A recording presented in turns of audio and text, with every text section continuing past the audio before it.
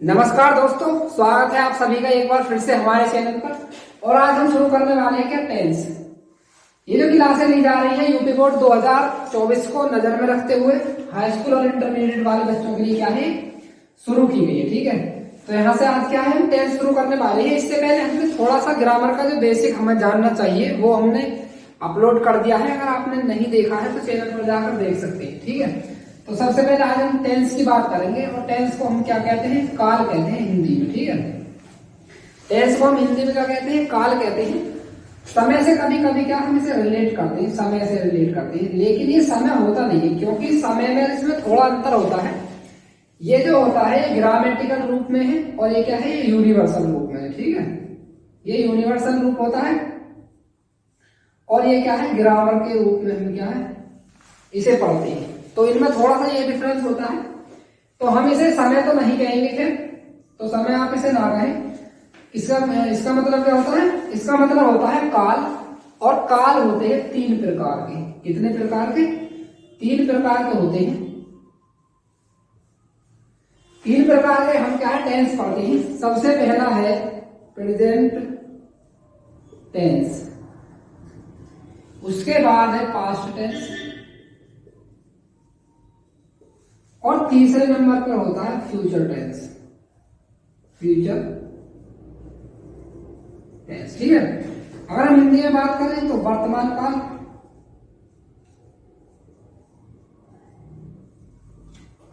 Past tense मतलब भूतकाल, उसके बाद जो फ्यूचर टेंस है इसका मतलब होता है भविष्य काल। वर्तमान काल, भूतकाल और भविष्य काल, प्रेजेंट टेंस, पास्ट टेंस और फ्यूचर टेंस। इसको हम इमेजिनरी टेंस भी कह सकते हैं। इमेजिनरी टेंस भी हम इसे कह सकते हैं क्योंकि ये इसमें कल्पनाएं की जाती है फ्यूचर के लिए। ठीक है, तो इसे हम काल्पनिक काल भी कह सकते हैं। काल्पनिक काल कह सकते हैं, लेकिन है क्या फ्यूचर टेंस ये यानी कि भविष्य काल है। यहां पर थोड़ा सा जानेंगे प्रेजेंट का मतलब क्या है। प्रेजेंट का मतलब है जैसे कि अभी हम कोई कार्य कर रहे हैं वर्तमान में, जैसे कि मैं अभी पढ़ा रहा हूं, तो इस तरह के जो वाक्य होंगे वर्तमान काल के वाक्य कहलाएंगे। और जो हम काम कर चुके हैं, यानी कि अगर हमें एक सेकंड भी किसी काम को किए हुए बीत गया है तो क्या है वो पास्ट टेंस होता है, यानी कि इसको बीता हुआ काल क्या है मान सकते हैं। जो बीता हुआ समय होता है, बीता हुआ समय पास्ट टेंस को कह सकते हैं। और जो आने वाला समय है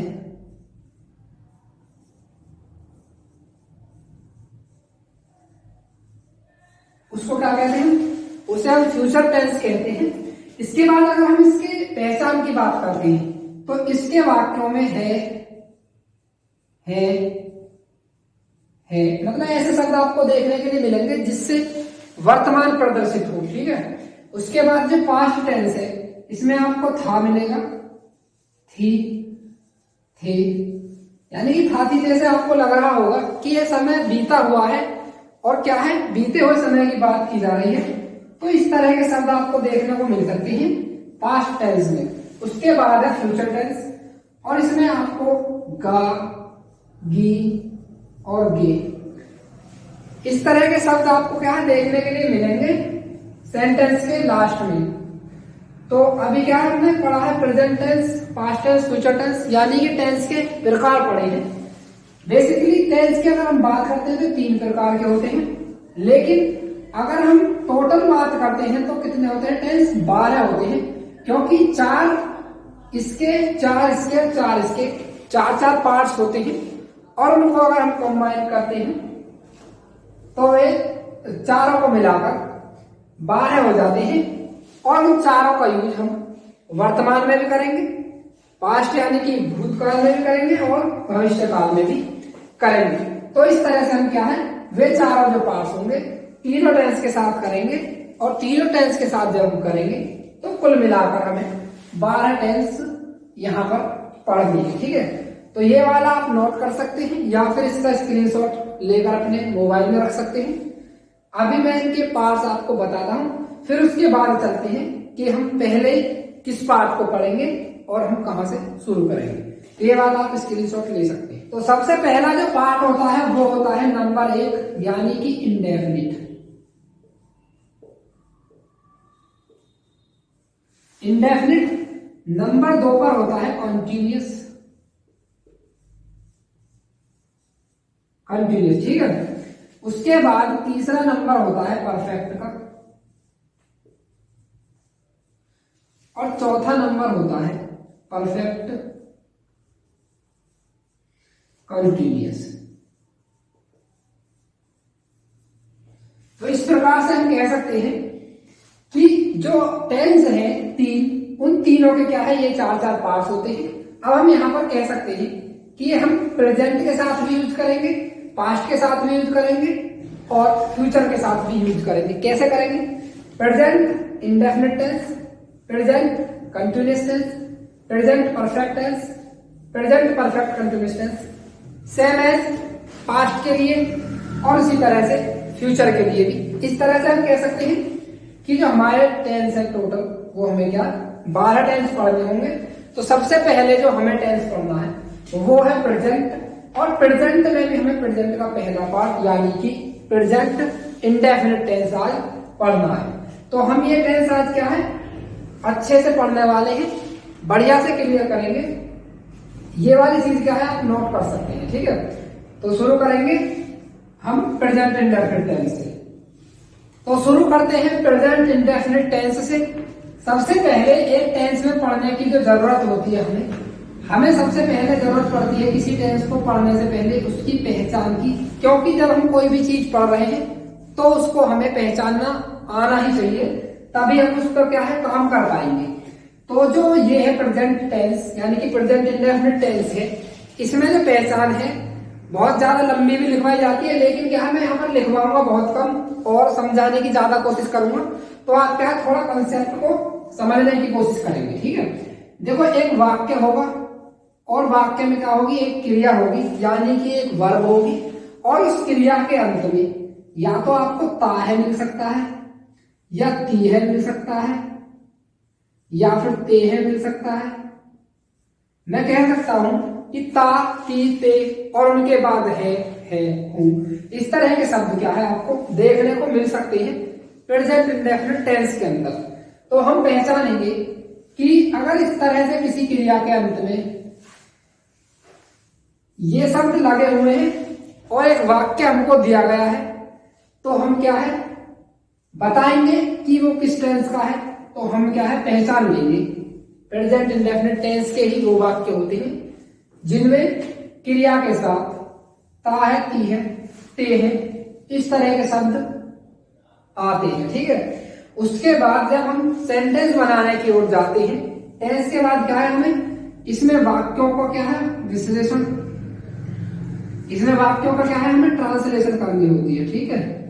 ट्रांसलेशन हम जब करेंगे वाक्यों की, तो हमें फिर उसके नियमों का पता होना चाहिए कि हम किसी टेंस में वाक्यों को यानी कि सेंटेंसेस को किस तरह से ट्रांसलेट कर सकते हैं। तो उसके लिए क्या है नियम बनाए गए हैं, उन नियमों पर क्या है थोड़ा काम करेंगे। तो हम क्या है आसानी से किसी भी टेंस के वाक्यों को ट्रांसलेट कर पाएंगे। अभी हम पढ़ रहे हैं प्रेजेंट इंडेफिनिट टेंस। पहचान हमने देख ली है कि एक ऐसा टेंस होता है जिसके वाक्यों की क्रिया के अंत में ता है, ती है, ते है, इस तरह के शब्द देखने को मिलते हैं। तो वो कौन सा टेंस होता है, वो प्रेजेंट इंडेफिनिट टेंस होता है। वाक्य की ट्रांसलेशन करने के लिए कुछ रूल्स बनाए गए हैं, रूल्स देखेंगे। सबसे पहले तो हमें एक बात याद रखनी होगी कि हम जो भी टेंस पढ़ रहे हैं, चाहे वो सिंपल टेंस हो या फिर टेंस का कोई भाग हो, यानी कि जैसे कि हम 12 टेंस यहाँ पर पढ़ने वाले हैं, हमें हर टेंस में 4 प्रकार के क्या है वाक्य बनाने होते हैं, यानी कि ट्रांसलेट करने होते हैं। अब 4 प्रकार किस तरह से बनेंगे हम यहां पर देखते हैं। सबसे पहला प्रकार है एसर्टिव सेंटेंस। एसर्टिव सेंटेंस का मतलब होता है विधान सूचक वाक्य। विधान सूचक वाक्य, या फिर आप कह सकते हैं इसको विधि सूचक वाक्य भी। उसके बाद होता है नंबर 2 पर इंटेरोगेटिव सेंटेंस। इंटेरोगेटिव सेंटेंस यानी कि प्रश्न सूचक, प्रश्न सूचक कह सकते हैं, प्रश्न सूचक वाक्य, या फिर आप इसको प्रश्नवाचक वाक्य भी कह सकते हैं। दोनों ही नामों से हम क्या है इन्हें जानते हैं। मैं थोड़ा यहां से क्या है इरेज कर देता हूं, यहां पर थोड़ा समझने की कोशिश करेंगे। सबसे पहला है असर्टिव सेंटेंस यानी कि विधान सूचक वाक्य। उसके बाद है इंटेरोगेटिव सेंटेंस यानी कि प्रश्न सूचक या फिर प्रश्नवाचक वाक्य होता है। ठीक है, अभी असर्टिव सेंटेंस जो है इसको हम थोड़ा सा अगर डिटेल में देखें तो ये 2 प्रकार का होता है। कितने प्रकार का? 2 प्रकार का होता है। और हम यहां पर क्या प्रकार को थोड़ा देख लेते हैं। पहला प्रकार होता है पॉजिटिव, या फिर हम दूसरा नाम इसका लेते हैं एफर्मेटिव। एफर्मेटिव सेंटेंस यानी कि पॉजिटिव सेंटेंस कह सकते हैं या फिर एफर्मेटिव सेंटेंस कह सकते हैं। अगर हम हिंदी में बात करें तो इसका मतलब होता है स्वीकारात्मक वाक्य। स्वीकारात्मक वाक्य, या फिर हम कह सकते हैं इसको सकारात्मक वाक्य। सकारात्मक वाक्य यानी कि स्वीकारात्मक या फिर सकारात्मक वाक्य हम एफर्मेटिव सेंटेंस को कह सकते हैं। आपको पॉजिटिव शब्द बहुत कम ही मिलेगा वैसे देखने के लिए, अगर बुक में देखेंगे एफर्मेटिव ज्यादातर मिलता है, लेकिन दोनों का अर्थ क्या है एक ही होता है। उसके बाद है दूसरा number negative sentence. Negative sentence अभी हम पढ़ रहे हैं असर्टिव सेंटेंस के प्रकार, यानी कि हमें क्या है 4 प्रकार के सेंटेंस पढ़ने हैं। तो हम 2 प्रकार के सेंटेंस देखते हैं और फिर उनके क्या है 2-2 प्रकार होते हैं। इस तरह से हम 4 प्रकार के सेंटेंस पर बात करते हैं। निगेटिव का मतलब होता है नकारात्मक वाक्य। नकारात्मक वाक्य, तो इस तरह से क्या है हमारे असर्टिव सेंटेंस जो है वे 2 प्रकार के माने जाते हैं। ठीक है, इनकी पहचान क्या होगी? इनमें पहचान यही होगी जैसे कि यहाँ पर स्वीकारात्मक वाक्य, स्वीकार किए जाने वाले, मतलब कि यहाँ पर सकारात्मक चीजें आपको मिलेंगी कि ये सकारात्मक, जैसे कि मैं एक पुस्तक पढ़ता हूं, ये सेंटेंस आप इसमें लिख सकते हैं। और जो नकारात्मक वाक्य है इसमें आपको नहीं लिखा मिलेगा। जैसे कि हम कहें मैं पुस्तक नहीं पढ़ता हूं, इस तरह के जो वाक्य होंगे उन्हें हम नकारात्मक की श्रेणी में रखेंगे। और जिनमें स्वीकार की जाएगी बात, यानी कि मैं पढ़ता हूं, तो वो पॉजिटिव या एफर्मेटिव यानी कि सकारात्मक वाक्य की श्रेणी में रखा जाएगा। अभी हमने पढ़ा है सेंटेंस 2 प्रकार के, और 2 प्रकार में से हमने असर्टिव सेंटेंस के 2 और प्रकार देख लिए हैं, पॉजिटिव या एफर्मेटिव और नेगेटिव। उसके बाद हम बात करते हैं प्रश्न सूचक वाक्य यानी कि इंटेरोगेटिव सेंटेंस। अभी क्या है ये नोट कर सकते हैं या फिर स्क्रीनशॉट लेकर अपने मोबाइल में रख सकते हैं। थोड़ा सा मैं क्या है डिटेल में अभी समझाने वाला हूं। तो मैं यहां से क्या है इरेज कर देता हूं।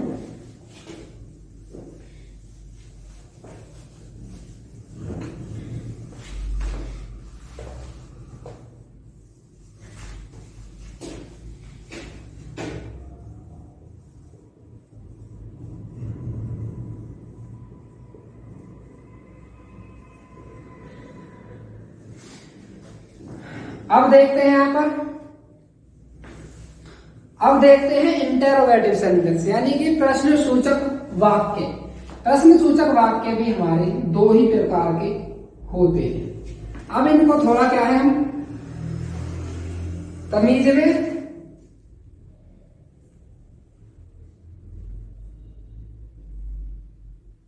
अच्छे से समझते हैं। ठीक है, अब इनको थोड़ा हम क्या है अच्छे से समझेंगे। इंटेरोगेटिव सेंटेंस 2 प्रकार के होते हैं, कौन कौन से होते हैं ये देख लेते हैं। देखो यहां पर आप इस तरह से लिख सकते हैं, या तो फर्स्ट टाइप लिख सकते हैं इसे, या फिर आप इसको सेकंड टाइप लिख सकते हैं। अगर ये नहीं है तो आप ये भी लिख सकते हैं यस और नो टाइप क्वेश्चन। उसके बाद अगर ये आप लिखना चाहें तो आप क्वेश्चन वर्ड टाइप भी से लिख सकते हैं, ठीक है। यस और नो टाइप और क्वेश्चन वर्ड टाइप। यहां पर QW का मतलब है क्वेश्चन वर्ड, और क्वेश्चन वर्ड का मतलब होता है प्रश्नवाचक शब्द। तो इस तरह से क्या है आप इनके नाम दे सकते हैं। अच्छा, बात आती है कि इन सेंटेंस को हम किस तरह से पहचानेंगे। तो जो first type of interrogative sentence है वो आपको हमेशा ही याद रखना, हिंदी में आपको क्या से शुरू मिलेगा, किससे मिलेगा, क्या से आपको शुरू मिलेगा। उसके बाद यहाँ पर आपका कर्ता हो सकता है, हिंदी में कारण हो सकता है और क्रिया हो सकती है। इस तरह से आपको मिल सकता है देखने के लिए। उसके बाद जो सेकंड टाइप क्वेश्चन, जो क्वेश्चन वर्ड टाइप है यानी कि सेकंड टाइप है, वो आपको इस तरह से मिलेगा। आपको एक सेंटेंस के बीच में क्वेश्चन वर्ड मिलेगा कोई भी। अब क्वेश्चन वर्ड जो होते हैं उनके लिए भी मैं हालांकि एक वीडियो स्पेशली बनाऊंगा, क्योंकि ये लंबा थोड़ा चैप्टर हो जाता है। तो क्वेश्चन वर्ड के लिए क्या है, डिटेल वीडियो होना जरूरी है। तो मैं यहाँ पर फिलहाल जो बता रहा हूँ, एक सेंटेंस के बीच में आपको क्वेश्चन वर्ड देखने के लिए मिलेंगे। उसके प्रारंभ में कुछ शब्द हो सकते हैं, जैसे कि यहाँ पर आप कह सकते हैं कर्ता हो सकता है, यहाँ पर आपको कारण मिल सकता है और यहाँ पर आपको क्रिया मिल सकती है। अभी हम बात कर रहे हैं हिंदी की। तो इस तरह से एक वाक्य आपको मिल सकता है। उसके बाद जब हम इसकी ट्रांसलेशन करेंगे,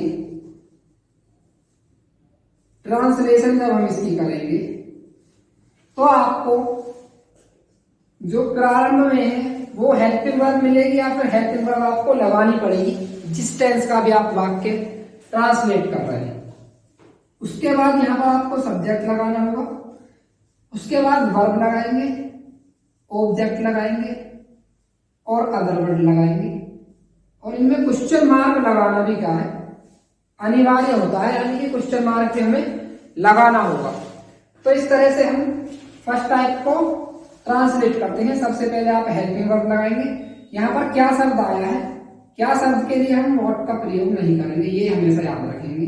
अगर कोई सेंटेंस क्या से शुरू है, और क्या के अंग्रेजी हम जानते हैं कि व्हाट होता है, लेकिन हम ये यूज नहीं करेंगे, क्योंकि ये जो सेंटेंस है जब हम इन्हें ट्रांसलेट करते हैं यानी कि इंग्लिश में तो हेल्पिंग वर्ब से होते हैं और हिंदी में क्या है, क्या से शुरू होते हैं। जबकि जो second type of question word है, यानी कि क्वेश्चन वर्ड कह सकते हैं या फिर second type of interrogative sentence है, इसमें क्या करना है आपको, जो ये क्वेश्चन वर्ड होगा, यहाँ पर क्वेश्चन वर्ड क्या है, जैसे कि क्या हो सकता है, क्यों हो सकता है, कहाँ हो सकता है, मतलब इस तरह के जो शब्द होंगे जिससे आपको लग रहा है कि ये इससे प्रश्न पूछा जाता है।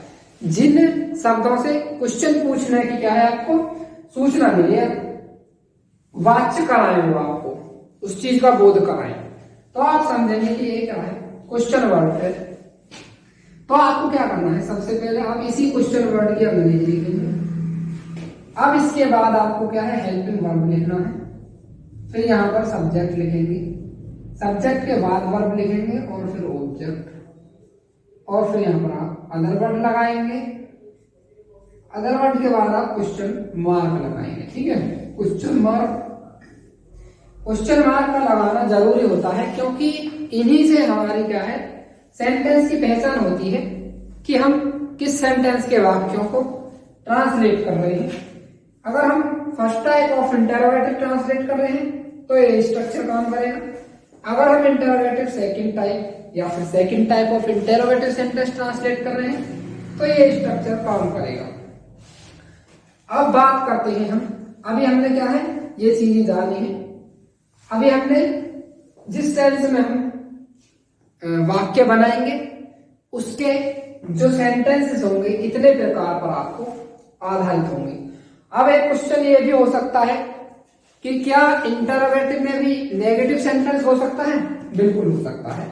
अगर आपको इनमें भी नहीं शब्द मिल रहा है तो आपको नहीं यहां पर मिल सकता है कर्म के बाद, ठीक है।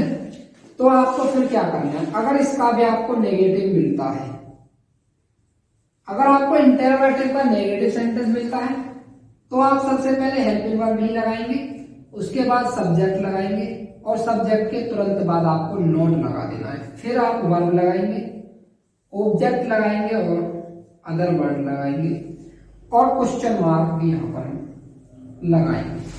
अब यहाँ पर जो अदर वर्ड है, ये बहुत सारी चीजें क्या है टीचर अलग अलग तरीके से बताते हैं। कुछ एमपीटी बता देते हैं, मेनर प्लेस टाइम जिसे कहते हैं, कुछ ओडब्ल्यू लिख देते हैं। हालांकि मैं यहाँ पर ओडब्ल्यू ना लिख के एड वर्ब भी यहाँ पर हम क्या है लिख सकते हैं, क्योंकि बेसिकली एड वर्ब्स ही होती हैं। मेनर प्लेस और टाइम के एडवर्ब्स यहाँ पर आपको देखने के लिए मिल सकते हैं। Adverb of manner, adverb of place या फिर एडवर्ब ऑफ टाइम, ये 3 प्रकार की बेसिकली आपको यहाँ पर एडवर्ब देखने के लिए मिल जाती है। तो आप यहाँ पर एडवर्ब ही माने तो अच्छा होगा, लेकिन क्या है ये चीजें हमारे दिमाग में फिट हो चुकी होती है कि हम यहाँ पर अदर वर्ड लगाएंगे। तो यानी कि समय सूचित या फिर स्थान सूचित या फिर किसी कर्ता का ढंग बताने वाले जो शब्द होंगे उनके आधार पर क्या है हम यहाँ वो शब्द लिख देते हैं। तो आप अपने हिसाब से यहाँ पर लिख सकते हैं, ठीक है। उसके बाद हम बात करते हैं नेगेटिव सेकंड टाइप वाली। तो यहाँ पर आपको क्वेश्चन वर्ड तो लगाना ही है, उसके बाद हेल्पिंग वर्ब लगाएंगे, फिर सब्जेक्ट लगाएंगे, फिर आप वर्ब लगाएंगे, ऑब्जेक्ट लगाएंगे और अदर वर्ड, और इसके बाद भी आप क्वेश्चन मार्क यहाँ पर आपको लगाना ही होगा, क्योंकि बिना क्वेश्चन मार्क के हम सेंटेंस पहचान नहीं पाएंगे कि हम किस सेंटेंस को बना रहे हैं। अगर आपने लगा यहाँ पर हटा दिया है क्वेश्चन मार्क तो आपका क्या है सेंटेंस गलत माना जाएगा, क्योंकि क्वेश्चन मार्क तभी लगता है जब यहाँ पर क्वेश्चन पूछा जाता है, ठीक है। अन्यथा अर्थ का अनर्थ हो जाता है, सेंटेंस का अर्थ नहीं निकल पाता है, सेंटेंस बिगड़ जाता है। अगर आपको क्वेश्चन वर्ड के बाद तुरंत हेल्पिंग वर्ब है तो आपको क्या है क्वेश्चन मार्क लगाना अनिवार्य होता है, ठीक है। अन्यथा अगर क्वेश्चन मार्क जो क्वेश्चन वर्ड है, ये क्वेश्चन वर्ड के बाद अगर आपको सब्जेक्ट है तो इसके बाद नहीं लगाना होता है फुल स्टॉप, क्योंकि ये असर्टिव सेंटेंस की श्रेणी में आते हैं। लेकिन इस चीज का नियम अलग है, तो ये अभी हम यहाँ पर चर्चा नहीं भी करेंगे। तो हमारे लिए क्या है यही पैटर्न होगा कि अभी हम इन चीजों पर काम कर रहे हैं, उन्हें हम अच्छे से समझें। आप इसको क्या है नोट कर सकते हैं या फिर अपने मोबाइल में स्क्रीनशॉट के तौर पर भी रख सकते हैं, आप बाद में नोट कर सकते हैं जब आपको समय मिले। इससे बाद हम अभी जो पहला टाइप है यानी कि असर्टिव और असर्टिव में भी पॉजिटिव सेंटेंस पढ़ने वाले हैं। ये आप तब तक क्या है ले सकते हैं स्क्रीनशॉट या फिर नोट कर सकते हैं, वीडियो को पॉज करके भी कर सकते हैं, ठीक है। तो अब हम शुरू करेंगे सबसे पहले एफर्मेटिव सेंटेंस से। एफर्मेटिव सेंटेंस, एफर्मेटिव सेंटेंस से हम शुरू करेंगे यानी कि सकारात्मक वाक्य से। सकारात्मक वाक्य से हम शुरू करेंगे और सकारात्मक वाक्य में कुछ रूल्स होंगे जिन पर हमें काम करना है, जिन रूल्स को हमें फॉलो करना है, तभी हम क्या है एक सेंटेंस को ट्रांसलेट कर पाएंगे। सबसे पहला जो नियम है, मैं आपको क्या है थोड़ा समझाने की कोशिश करूंगा, ज्यादा आप शब्दों से ज्यादा समझेंगे, लिखेंगे बहुत कम। सबसे पहले जब हम कोई भी टेंस पढ़ रहे होते हैं और किसी टेंस को ट्रांसलेशन की ओर लेकर जाते हैं तो वहां पर आपको 2 चीजें मिलती हैं। पहला नंबर होता है एक वचन के कर्ता, यानी कि आपको एक कर्ता मिलेगा, एक वचन कर्ता, या फिर हम इसको कह सकते हैं सिंगुलर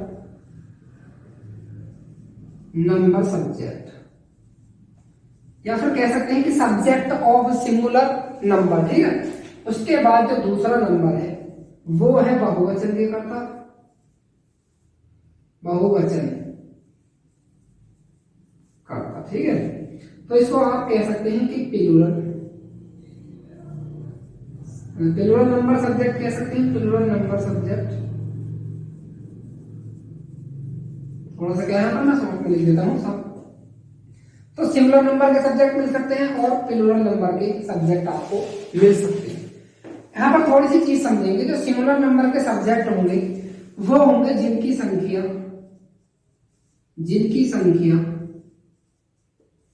एक हो, ठीक है, जिनकी संख्या कितनी होगी, एक होगी, वो सिंगुलर होंगे, क्योंकि सिंगुलर का अर्थ ही होता है एक, ठीक है, और वचन का मतलब होता है नंबर और कर्ता का मतलब होता है सब्जेक्ट, ठीक है। तो सिंगुलर यानी कि एक वचन, प्लूरल का यानी कि बहुवचन। तो यहां पर क्या है, एक से अधिक कर्ता, यानी कि एक से ज्यादा सब्जेक्ट जहां आपको दिखाई देंगे वहां पर आप क्या है, आप प्लूरल सब्जेक्ट मानेंगे, ठीक है। अब इस श्रेणी में कौन कौन से आ सकते हैं? सबसे पहले आप एक बात याद रखेंगे कि जो आई है, आई का मतलब होता है मैं, लेकिन आई को क्या है, आप स्पेशली याद रखेंगे इसके लिए, ये प्रेजेंट टेंस में, यानी कि प्रेजेंट टेंस में इसका जो यूज है वो बहुवचन के रूप में किया जाता है। बहुवचन के रूप में क्या है, आई का प्रयोग हम करते हैं, तो हम इसे आई को बहुवचन में ही रखेंगे, यानी कि आई माने मैं। तो इसके साथ हम क्या है, प्लूरल वर्ब का ही यूज करेंगे। यहां पर पहले हम देखेंगे plural subject, I, you, we, they, और यहां पर तो यू है। आप इसके बारे में थोड़ी सी चीज याद रखेंगे, जैसे कि यहां पर मैं लिख देता हूं ही, सी और इट, ठीक है, या फिर यहां पर किसी का नाम भी हो सकता है, लेकिन वो नाम किसी एक का होना चाहिए, या तो वो एक लड़का हो या फिर एक लड़की हो। अगर दो नाम एंड से जुड़े हैं तो फिर वो क्या है, इस श्रेणी में आ जाएंगे, यानी कि प्लूरल माने जाएंगे। सबसे पहले आप याद रखेंगे जो यू है उसका प्रयोग हमेशा बहुवचन में होता है। हालांकि हम यू का प्रयोग एक वचन और बहुवचन दोनों में करते हैं, लेकिन इसके साथ हमेशा प्लूरल हेल्पिंग वर्ब ही यूज होती है। अब यू के साथ प्लूरल का करने का मतलब और इनका यूज एक वचन और बहुवचन में करने का मतलब क्या है, ये थोड़ा समझेंगे। यू का मतलब हम किसी एक सम्मानित व्यक्ति को भी तुम कह सकते हैं, यानी कि यू कह सकते हैं, और अगर एक से ज्यादा संख्या है लोगों की तो वहां पर भी हम तुम कह सकते हैं। तो हम क्या है, तुम के लिए, चाहे हम एक के लिए कहें तुम या फिर हम एक से ज्यादा के लिए तुम कहें, ये बहुवचन ही होता है, बहुवचन ही होता है। तो इसलिए आप एक बात याद रखेंगे कि अगर सब्जेक्ट बहुवचन है तो उसके साथ वर्ब भी बहुवचन ही यूज होगी, और अगर सब्जेक्ट एक वचन है तो उसके साथ वर्ब भी एक वचन ही प्रयुक्त होगी। इस तरह से क्या है, हम यहाँ पर थोड़ी चीजों को समझ लेते हैं। ये आप नोट कर लीजिए रूल नंबर 1 से पहले, क्योंकि जो चीज हमें जब बतानी है हम उसी टाइम पर वो चीज क्लियर करेंगे और इसमें आपको प्रॉब्लम नहीं आने वाली, क्योंकि जो चीज हमारे जब काम आएगी, जिस समय हमें जिस चीज की आवश्यकता होगी वो चीज हम वहीं पर पढ़ेंगे। इस तरह से क्या है, हमें सेंटेंस को ट्रांसलेट करने में दिक्कत नहीं होगी, आसानी से हम किसी सेंटेंस को ट्रांसलेट कर पाएंगे। ये थोड़ा आप कर सकते हैं। रूल नंबर 1 से पहले आप ये उतार लेंगे, ठीक है, या फिर स्क्रीनशॉट भी आप ले सकते हैं। और आई के लिए विशेष बात आप याद रखेंगे कि प्रेजेंट टेंस में आई का यूज बहुवचन के रूप में होता है, यानी कि प्लूरल के रूप में होता है। तो आप इस तरह से याद रख सकते हैं। इसके बाद हम रूल नंबर 1 पढ़ेंगे।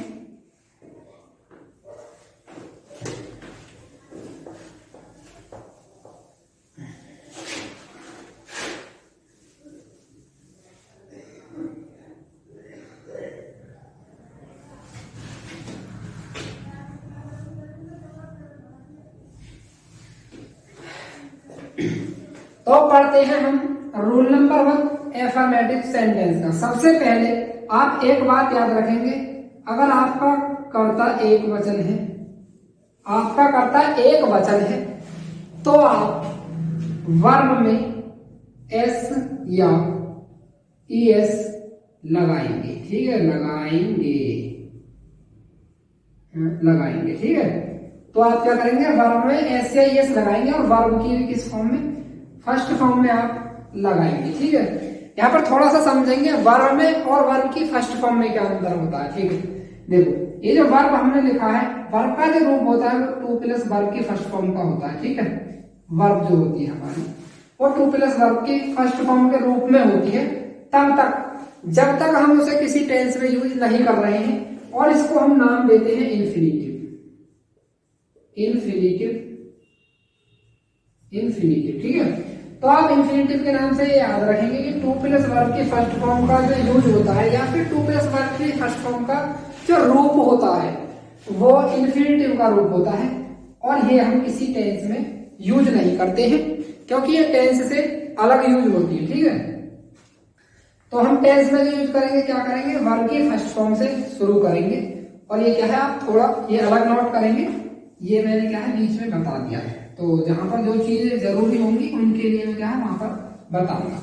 तो आप क्या करेंगे, अगर एक वचन का करता है तो आप वर्ब की फर्स्ट फॉर्म में एस या ईएस लगाएंगे, और क्या है जो मैं स्ट्रक्चर देने वाला हूं, यानी कि सबसे पहले आप सब्जेक्ट लगाएंगे और सब्जेक्ट के तुरंत बाद आप वर्ब की फर्स्ट फॉर्म, और वर्ब की फर्स्ट फॉर्म में भी एस या ईएस लगाएंगे। उसके बाद आप ऑब्जेक्ट लिखेंगे और उसके बाद आप अदर वर्ड लिखेंगे, और अदर वर्ड लगाने के बाद भी हम क्या है फुल स्टॉप लगाएंगे, जिसको हम पूर्ण विराम के नाम से जानते हैं हिंदी में। हिंदी में बोले तो आप इसको खड़ी पाई भी कह सकते हैं, खड़ी पाई। खड़ी पाई इस तरह से एक क्या है, हम खड़ी पाई यानी कि एक डंडा खींच देते हैं किसी सेंटेंस के अंत होने पर। जैसे कि मैं यहाँ पर एक उदाहरण से आपको समझा देता हूं, वह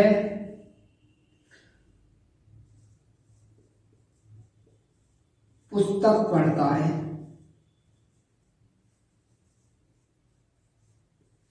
तो यहां पर अभी हमने बात की है एफर्मेटिव सेंटेंस की, और एफर्मेटिव सेंटेंस में हमने बात की थी कि सकारात्मक या फिर स्वीकारात्मक।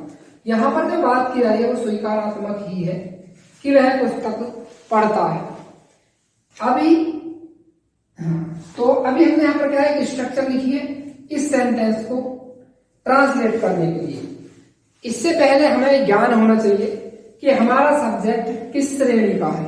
श्रेणी का मतलब है कि हमारा सब्जेक्ट एक वचन है या फिर बहुवचन है, तो हमें ये ज्ञान होना चाहिए, जो कि मैंने इससे पहले ही बता दिया है।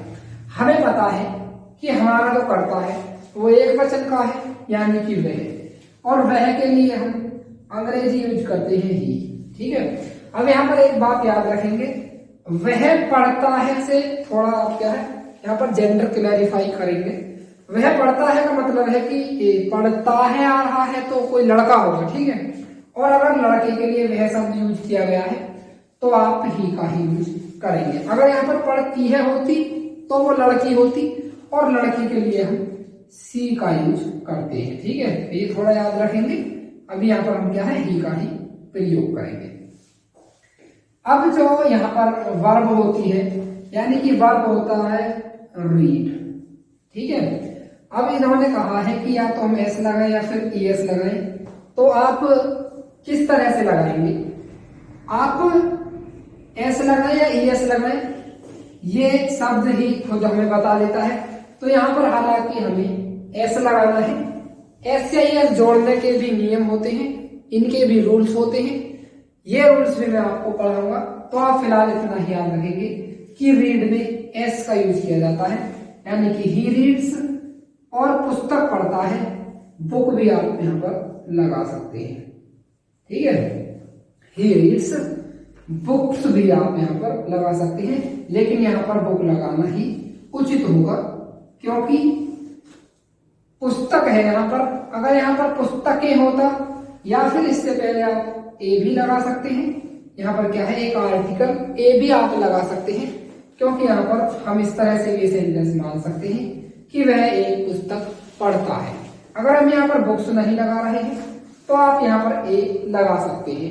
अगर आप बुक्स लगा रहे हैं तो आप ए यहाँ से हटा सकते हैं, यानी कि एक से ज्यादा पुस्तकों के लिए क्या है, हम बुक्स का यूज करेंगे, और अगर पुस्तक एक है तो उसके लिए हम बुक का ही यूज करेंगे और उससे पहले एक आर्टिकल ए लगा देंगे। तो इस तरह से हम किसी सेंटेंस को ट्रांसलेट कर सकते हैं। बात आएगी कि हम किस तरह से पहचानेंगे सब्जेक्ट कौन है, ऑब्जेक्ट कौन है, या फिर वर्ब कौन है। अब यहाँ पर हमने क्या है, वर्ब है, और जो ए बुक है वो क्या है, ऑब्जेक्ट के स्थान पर लिया है। अदर वर्ड यहाँ पर है नहीं कोई भी एडवर्ब, तो हमने क्या है, नहीं लिया है। पुस्तक जो है यहाँ पर ऑब्जेक्ट है, कैसे पहचानेंगे, तो आप ऐसे सेंटेंस में क्या का क्वेश्चन अपने मन में कर सकते हैं, जैसे कि वह पुस्तक पढ़ता है, तो आप ये मान सकते हैं कि वह क्या पढ़ता है, तो आपका क्या है, आपका ऑब्जेक्ट निकल के आएगा, और ऑब्जेक्ट यहाँ पर क्या है, ए बुक आपका ऑब्जेक्ट है। तो इस तरह से आप एक वचन के कर्ताओं के साथ इस नियम को फॉलो करके ऐसे सेंटेंस को ट्रांसलेट कर सकते हैं। इसके बाद हम बात करते हैं बहुवचन के लिए क्या नियम होगा।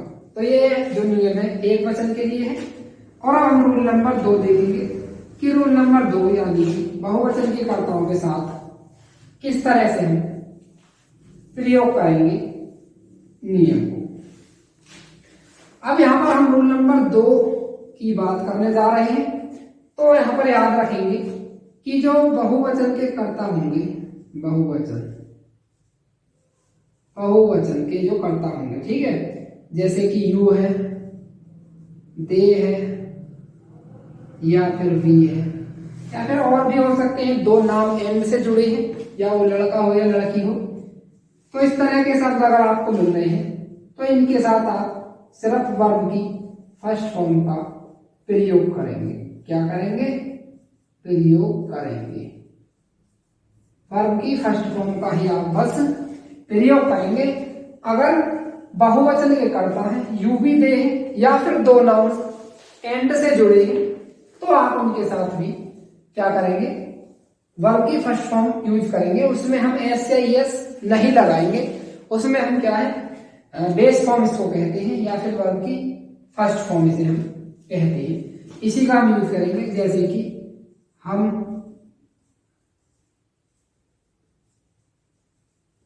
पुस्तकें पढ़ते हैं, हम पुस्तकें पढ़ते हैं। हम का मतलब है कि हम एक से ज्यादा होंगे, तो यहां पर भी दिया गया है पुस्तकें, और पुस्तकें भी एक से ज्यादा ही हैं, यानी कि ऑब्जेक्ट क्या है आपकी बात बहुवचन में है, और सब्जेक्ट भी क्या है, बहुवचन है। तो इसको बनाने के लिए हमें सबसे पहले सब्जेक्ट लगाना होगा, उसके बाद वर्ब की फर्स्ट फॉर्म लगाएंगे, फिर ऑब्जेक्ट लगाएंगे, और उसके बाद आप अदर वर्ड लगाएंगे। और फुल स्टॉप का प्रयोग यहाँ पर क्या है, हमें करना ही है। फुल स्टॉप हमें यहाँ पर लगाना ही होगा जब सेंटेंस हमारा अंत हो जाएगा, क्योंकि यही हमें बताता है कि हमारा सेंटेंस पूरी तरह से ट्रांसलेट हो चुका है। अगर हम ये शब्द यानी कि ये चिन्ह नहीं लगाएंगे तो उससे ऐसा प्रतीत होता है कि अभी सेंटेंस आगे भी चलने वाला है, या फिर आगे भी इसमें कुछ हमें जोड़ना है। तो इसलिए क्या है, हमें फुल स्टॉप भी लगाना ही होगा। सबसे पहले हम यहाँ स्ट्रक्चर के हिसाब से देखेंगे, तो सबसे पहले सब्जेक्ट लगाएंगे यानी कि वी, उसके बाद वर्ब की फर्स्ट फॉर्म लगाएंगे, यानी कि वर्ब का मतलब होता है जो सेंटेंस में कार्य किया जा रहा है, यानी कि कार्य यहाँ पर क्या है, पढ़ने का काम किया जा रहा है, तो यही हमारी वर्ब हो जाएगी, ठीक है।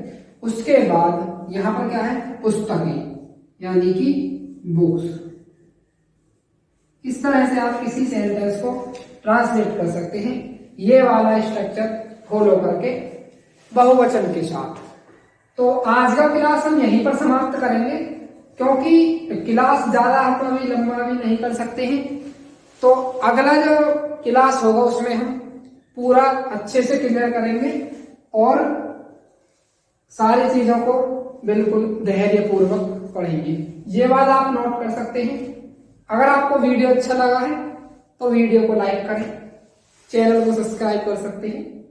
और अभी पहली बार बोर्ड पर हूं तो थोड़ी सी मिस्टेक भी हो सकती है, बट ज्यादा चीजें गलत नहीं करने की संभावना ही रहेगी, क्योंकि पूरी कोशिश रहेगी कि मैं अच्छे से करूं और ज्यादा चीजों में दिक्कत ना होने पाए। तो आज का वीडियो हम यहीं पर समाप्त करेंगे। जय हिंद, वंदे मातरम।